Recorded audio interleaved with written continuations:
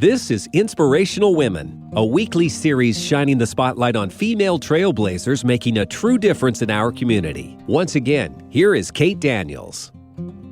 On this Mother's Day, I trust this conversation will be illuminating and supportive of moms who are juggling so many things in your life. Corrine Cavanaugh, who is instrumental in bringing audacity to our consciousness with her wonderful Audacious book series, has expanded the idea to motherhood being a superpower, and in her very Corrine way, brings us the strategies and the encouragement to implement this into our own life. Corrine Cavanaugh, good morning and happy Mother's Day. Oh, wonderful day to be a mother. Yes, and you're mother times 3. Yes, I'm a mother of 3. So, are you prepared to be spoiled on this day? My kids are so young, they don't know it from any other day. But I think my significant other might do something, so. Yes, okay. Either way, I will get my coffee and tune in. Yes, or you're going to maybe be the one to say, now, this is how we'll structure it, if need be, right? Yes. Yeah. Yeah, I mean, you have to ask for what you need. And isn't that what this is all about? Motherhood as the secret power. No, it's the superpower. Yes, motherhood is the superpower of leadership, and we don't think about those two things together. So this is amazing, how you come to us with these wonderful ideas. Audacity. We've been meeting for maybe 2 years or so now. Yeah. Talking about your books, the Audacious series. Yes. But now, motherhood as a superpower, your brain is just constantly in high gear. Yeah, I was trying to marry these really fun fiction books with all of my career experience and being a marketing leader for 20 years and running and starting my own business, working in corporate too. And I thought, these audacious women are audacious for a few reasons, because they've been through something and they've learned a lot, but also because they're leading in their life. They're being the leader of their life. And so, personally, I'm dealing with 3 young kids, and I thought, what if we started changing our thinking around motherhood? What if motherhood was your leadership superpower and you started applying the same leadership mentality that you would at work leading a team to at home?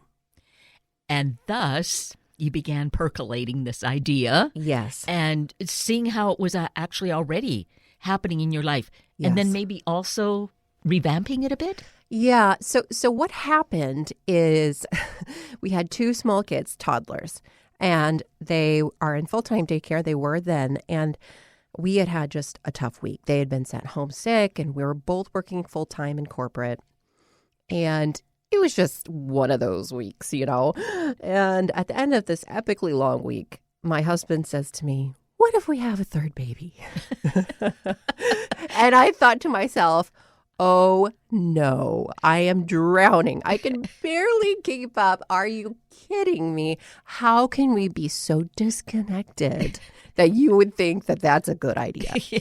So that's where the sort of transition into becoming a mother leader at home and at work in my life, and this idea came to me, and I read everything out there. I mean, there are so many great resources out there.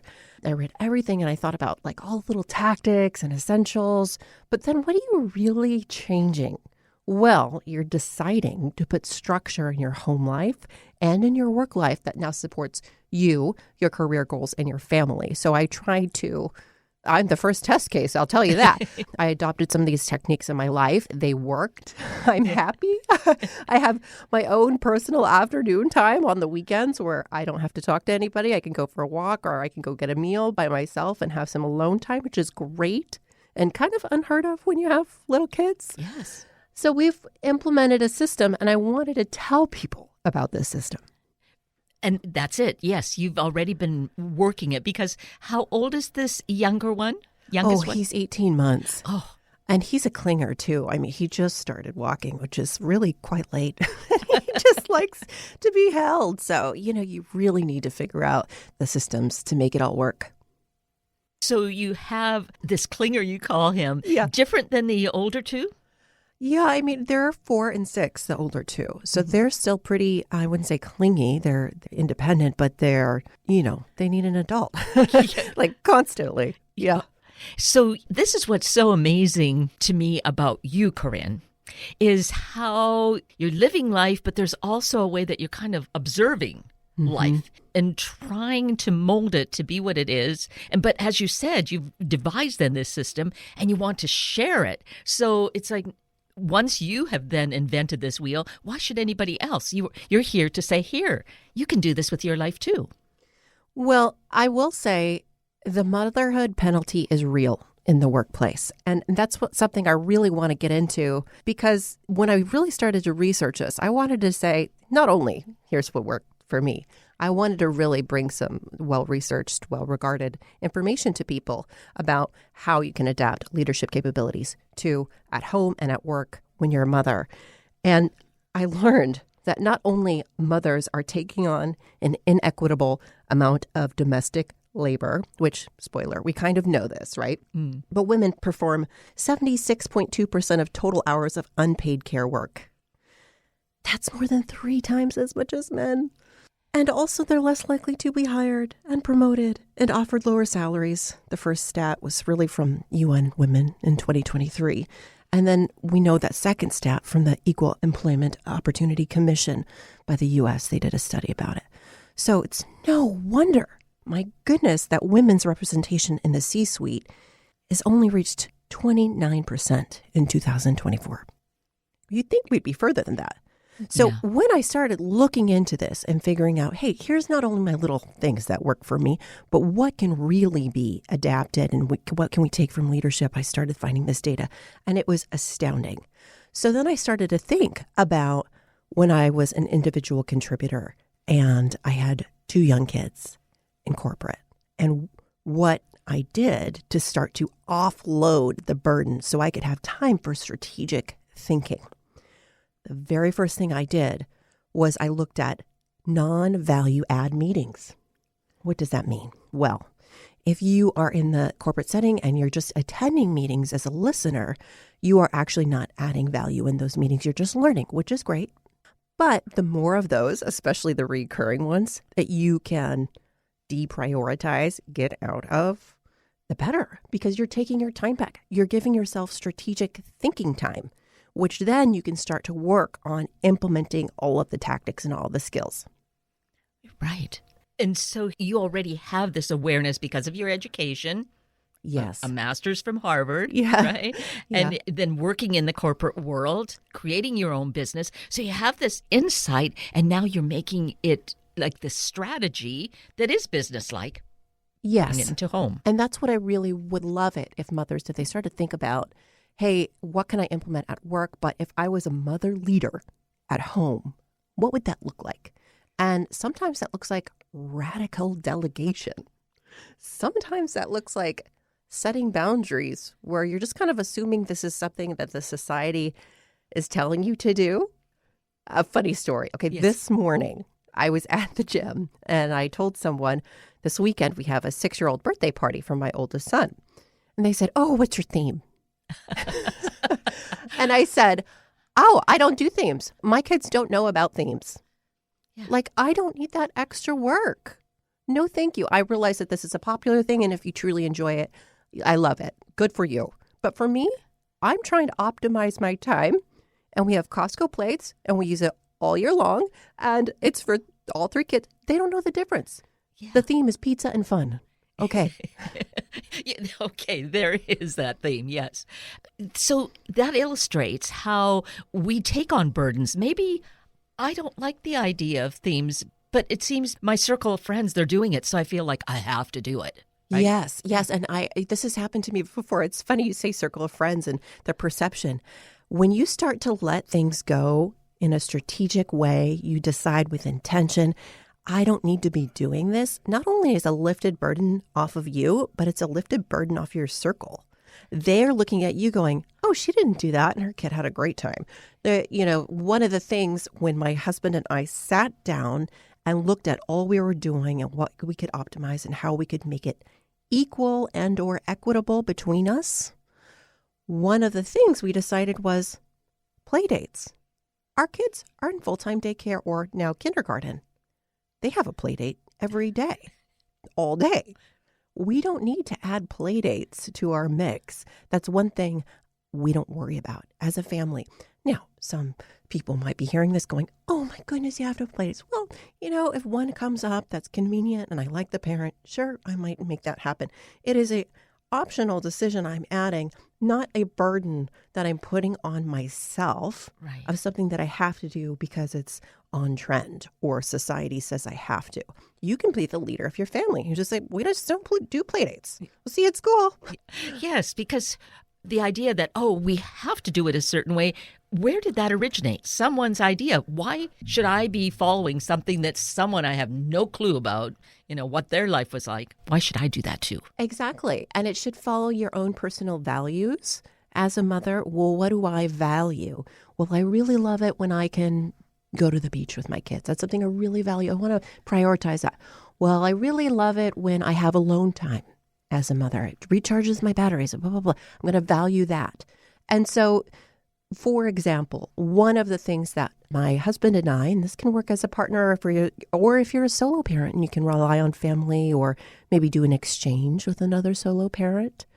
One of the things I found is, while it is more difficult being a solo parent and having all three that you're looking after, or all five or all four, however many you have, at once, the payoff is, hey, maybe you'll get some off time.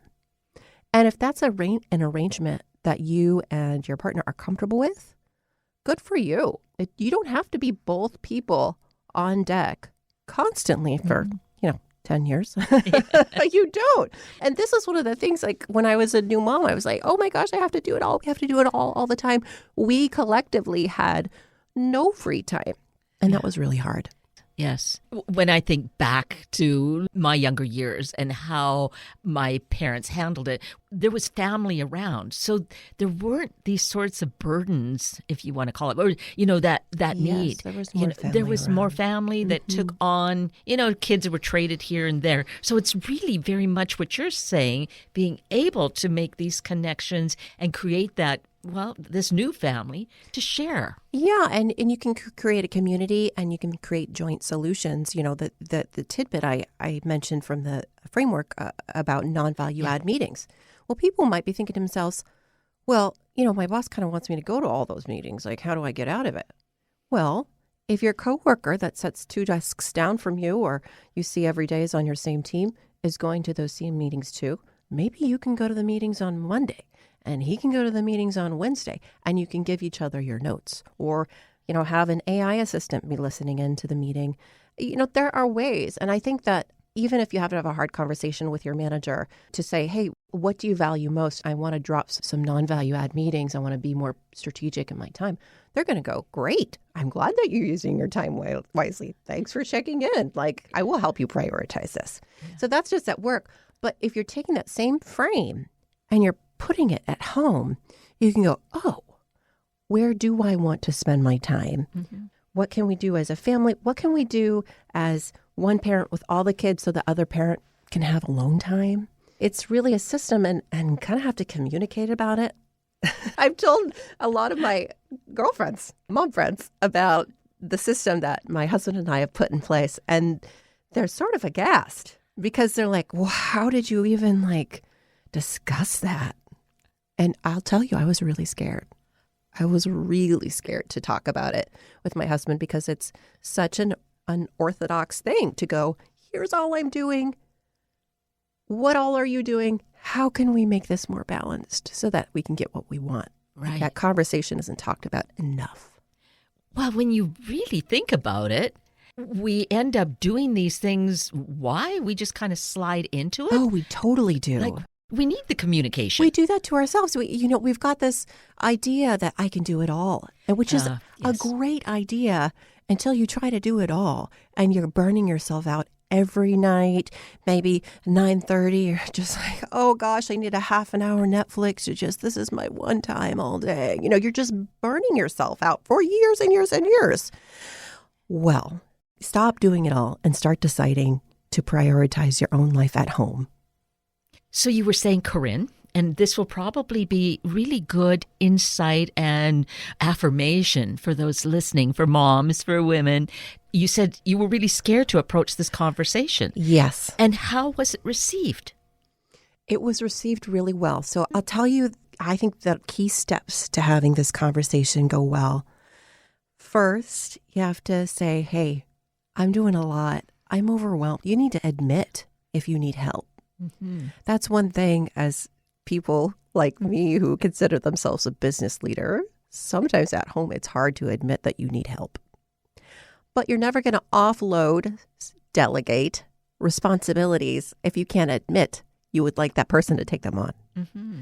So first, make a list of all that you do. Have a conversation. Ask them to make a list of all that they do. Maybe they have tasks that you would gladly take on and trade something that you don't like. Maybe you hate laundry, okay? And they hate taking out the trash. Maybe you should switch and both be happier about it. Mm-hmm. Or get a balance right depending on what your career trajectory is like and who has ambitious goals or who's sort of just coasting at work. You can think through all of those things only if you communicate about what you're doing. And we are in a relationship because of communicating and, think what are values? How did we come together? And then did that stop as to where we're going together? No, this communication is critical. Yeah, and I think it's a lot about asking your partner what they want. So now that we're at this stage, let's say now that we're at 3 kids, what do you want? Oh my gosh, I would kill to go with the guys on Sunday golfing. I really just want that, maybe just once a month. And so I could say, hey, I would love a once a month afternoon off too. How can we make this work? And then it's fair and they're getting something they want and you're getting something you want. And you're just really working through it as like a problem solving exercise. I hate to say problem solving because obviously this is your life. Yeah. But stepping back and taking the time to think about it is also another important thing to do. I like to think of it as like a strategic retreat for work. You would do that. Mm-hmm. Do a little 2-hour strategic retreat for you for being the leader in your family. Maybe, you carve out, get a babysitter or carve out 2 hours to just leave the house, leave the chaos and think about what you're doing, what you don't want to do, your framework. Look at my Audacious Mother Leader framework. Decide what you want to implement, what you don't, and make a plan and think through it really strategically. And then when you come back and you're ready to have an authentic conversation with your partner, it's a little bit easier because you know what you want, you know where you're going, you know what your goals are. Right. And having gone through the thought process, having approached the conversation, and you're being heard and you're sharing ideas, isn't the relationship stronger after that? Absolutely. Yeah. Because you come together and you go, oh, we have a system now. And when something doesn't happen often, you either have the system for it or you talk about the system. So, for example, in our system at home, I have it categorized.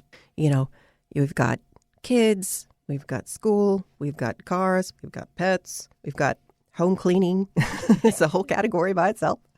And so each of us have decided to be the leader in the items in those categories. So I'm the leader of laundry in our family. And if it needs to be done, I do it. I wash it. I fold it. I put it away. This is not groundbreaking. But if someone is the leader in, pest control, they are fully responsible. Oh, I see a bug. Oh, I have to go to the store and get the thing. Oh, I have to put it out and I have to know it. They manage the whole thing, which is sort of different. Like sometimes you have these responsibilities that are someone else's responsibility, but you still feel like you're doing like half of it. Yes. That's one way to delegate, to encourage your partner to take on more, is to say, hey, you're really great at folding the laundry, but it would be a huge help if you could decide when you want to do it, wash, dry, fold, put away. And the manner in which you say that we need to be so conscious Oh, we have to be of our kind. language. Yes. Oh, we have to be kind because Yes. you hopefully made a baby with this person because you like them. And so, you want to be doing this in support of your togetherness, or in support of your marriage or relationship. And you have to come at it with kindness. And at least for me, as a girl, I did babysitting and my mother did most of the everything. And if they had a similar upbringing and they're just not used to those social norms, it's kind of a time of change for that. And so you have to handle it delicately, with kindness, with empathy, sharing your feelings around, oh my gosh, I'm this. Oh my God, I really need help this way. How can you help me? Is there some way I can help you? And the laundry is a fun example. So, if it's the laundry and maybe he does say, okay, I'll take on the laundry. And then he says, but I don't know exactly. Don't get mad. You are the leader in your family. You can train the other to help. You can say, I'll show you how I do it. Then you can do it however you want and let it go entirely.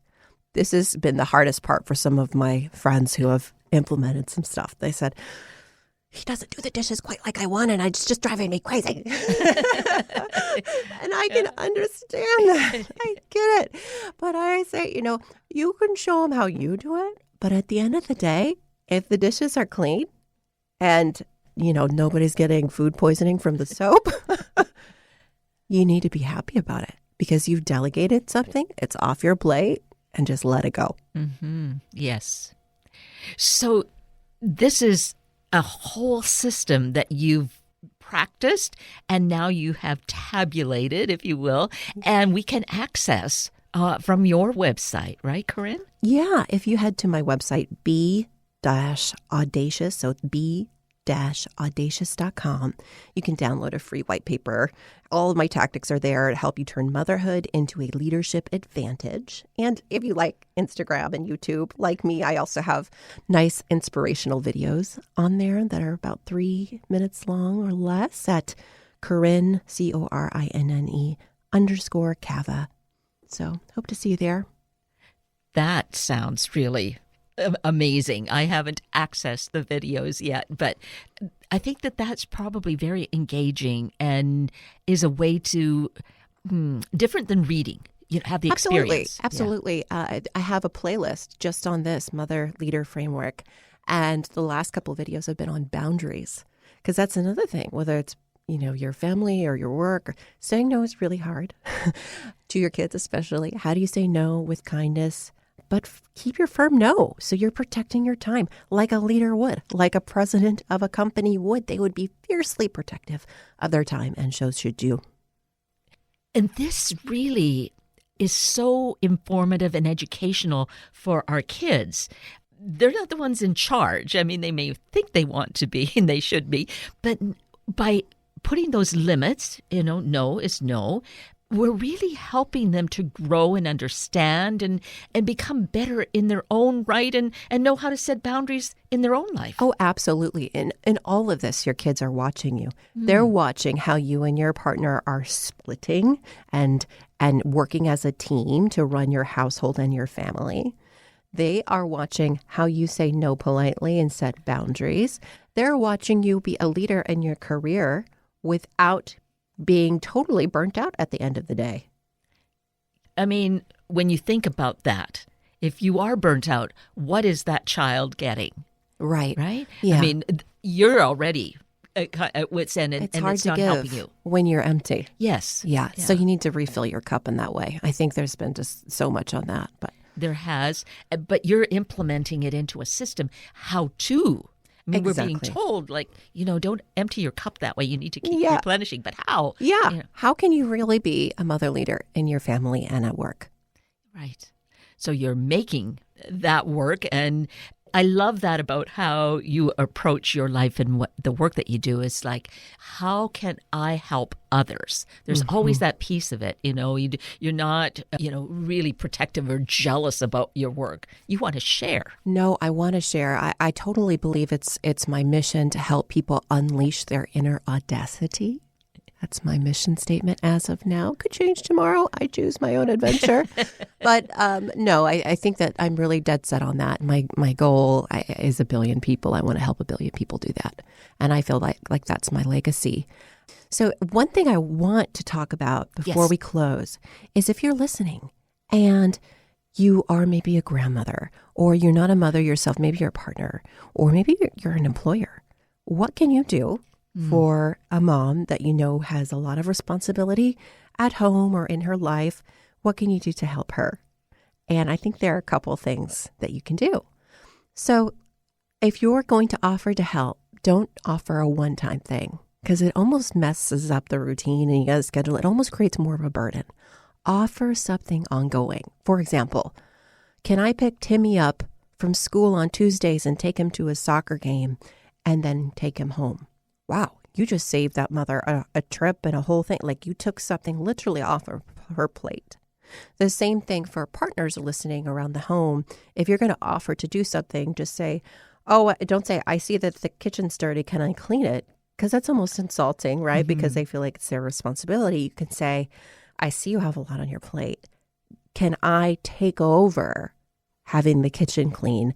We can set an expectation that I would clean it monthly.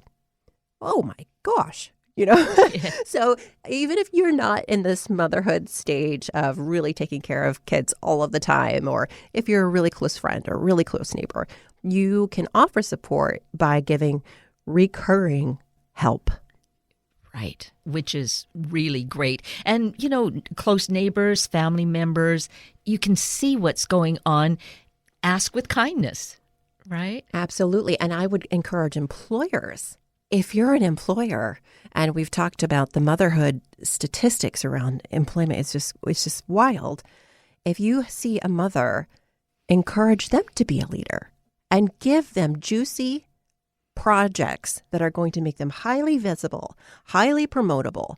The worst thing that you can do is kind of pull back and give them space to just be, which you might think that they need. That's a reasonable, logical thing to think. But instead, I want to encourage you to help them step up into their delegation processes at work. Okay, I see you're ambitious about this. Your strengths are this. Let's give you this juicy project so you can shine.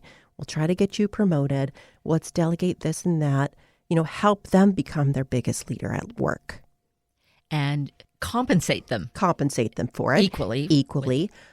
Promote them for it. And if you see that you see or guess that someone you're interviewing is a mother, do not look the other way, because I got to tell you, mothers who are juggling so much are some of the most efficient people you know. Yeah, there you go. And as you have been really elucidating here, really have those leadership skills right there. And yes, the leadership skills are right there. You just need to sort of change that mindset into, oh, I'm trying to keep my head above water. Oh, I'm trying to do everything there is to do, to, oh, wait, let me pause. How do I become a leader here? What can I implement in my household? What can I implement at work to level up rather than step back? Right. All so critically important. Let's mention the website once again. If you want to learn more, head to be-audacious.com. The Audacious Mother Leader Framework is a white paper there you can download for free. And on that note, Corrine Cavanaugh, happy Mother's Day. Happy Mother's Day to you. Kate, thanks for having me. It's always delightful, and I'm always looking forward to what is she going to create next. Always such fun. Thank you. You're welcome. Thank you for being here this morning to meet these wonderful women and hear their important stories, all of which can enhance our life. Please check the station's website for the podcasts for more information about these guests, and please share the stories with your family and friends. I'm Kate Daniels, and if you'd like to connect with me, simply send me an email, katedaniels@hubbardradio.com. Once again, happy Mother's Day to all moms and those in mothering roles. Thank you for listening to Inspirational Women. Tune in every Sunday morning at this time to hear about those truly empowering the Northwest community, all for the greater good. Sunday Morning Magazine and Inspirational Women are a public service of Hubbard Radio Seattle.